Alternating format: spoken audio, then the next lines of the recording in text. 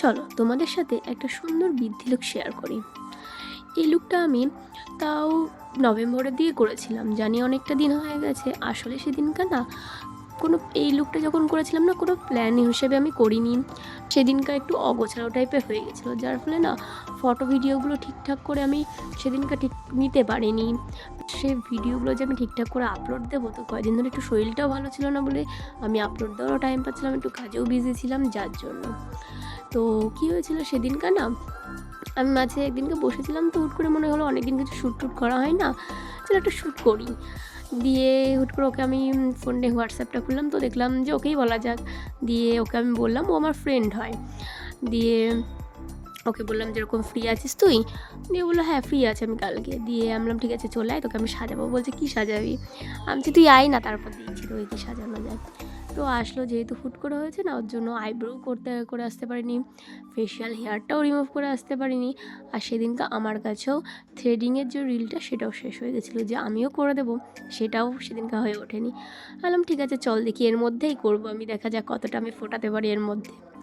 তো যাই হোক সেদিনকা তার মধ্যে আবার কী হয়েছে জানো, আমি ভিডিওটা অন করে ওকে আমি ফেস ক্লিন করছিলাম, ময়েশ্চার লাগাচ্ছিলাম, তো মাঝে না একটা ফোন এসেছিলো। এবার যে ফোনটা এসছে তারপর না ভিডিওটা অফ হয়ে গেছে। এবার সেটা আর আমাদের দুজনের কারোর মাথা ছিল না।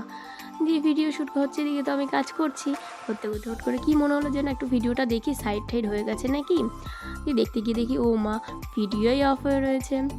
যাই হোক, তারপর তো সে আমি ভিডিওটা অন টন করলাম। তারপরে ততক্ষণে তো আমার প্রায় অনেকটা কাজ কমপ্লিট হয়ে গেছে, ফাউন্ডেশন দেওয়া হয়ে গেছিলো, প্রাইমার প্রায় সবে প্রায় এদিকে বেসটা কমপ্লিট হয়ে গেছিলো। দিয়ে আই মেকআপটাই স্টার্ট করে দিয়েছিলাম। দিয়ে এখানে আই মেকআপটা একটু নুডের মধ্যে রেখেছিলাম, যেহেতু ডে মেকআপ বৃদ্ধি লুক টাইপের হবে, তাই আমি খুব বেশি গর্জিয়াস করিনি। সেদিন আবার কারেন্টটা চলে গেছিলো, মানে একে হয় না আর এরকম অবস্থা হয়ে গেছিলো। মানে সেদিন মানে কোনো জিনিসটা না পুরোই মেসি হয়ে গেছিলো, আমি না কিছু খুঁজেও পাচ্ছিলাম না, এরকম মনে হচ্ছিলো মানে সামনে রয়েছে তবুও যেন আমি পাচ্ছি না খুঁজে, এরকম অবস্থা হয়ে গেছিলো। আর তো যাই হোক দেখো, এখানে ওকে আমি আইল্যাশটা লাগিয়ে দিয়েছিলাম। আর দেখবে আমাদের যত রকম ট্রেডিশনাল লুকগুলো হয় না, সেখানটায় না কোনো টিপ আর লিপস্টিক দুটো না খুব গুরুত্বপূর্ণ। দেখবে টিপ আর লিপস্টিক যখনই হয়ে যায় না, একটা লুকটা পুরো চেঞ্জ হয়ে যায়। যতক্ষণ না পড়ানো হয় তখন না কেমন একটা ফ্যাকাশে ফ্যাকাশে তখন লাগে।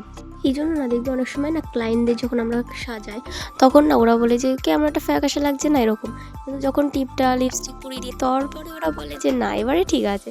কিন্তু তার আগে ওরকম ওরাও ভাবে যে কী হচ্ছে, সাদা সাদা বেশি লাগছে এরকম হয়। তো দেখো টিপটা পরানোর পরে কতটা সুন্দর লাগছে না, এখানে দেখতে একটা মিষ্টি লুক চলে আসলো না। দেখবে লিপস্টিকটা পরানোর পরে আরও যেন খুব ভালো লাগবে। তো যাই হোক সেদিনকা ওর হেয়ারের শ্যুটটাও না আমি ঠিকঠাক করে নিতে পারিনি, যেহেতু বললাম সেদিনকে মানে এত অগোছালো হয়ে গেছিলো। আর এখানে ওকে একটা আমি ওপেনের মধ্যে হেয়ার স্টাইল দিয়েছিলাম, বৃদ্ধি লুকের সাথে যেন ওপেন হেয়ার স্টাইলটাই বেশি ভালো লাগে। তো তোমরা দেখে জানাও এই লুকটা তোমাদের কেমন লাগলো, আমার এই অগোছালো লুকটা। আর ভিডিওটা যদি ভালো লাগে তাহলে লাইক কমেন্ট শেয়ার করে দেবেন। Tata, bye bye.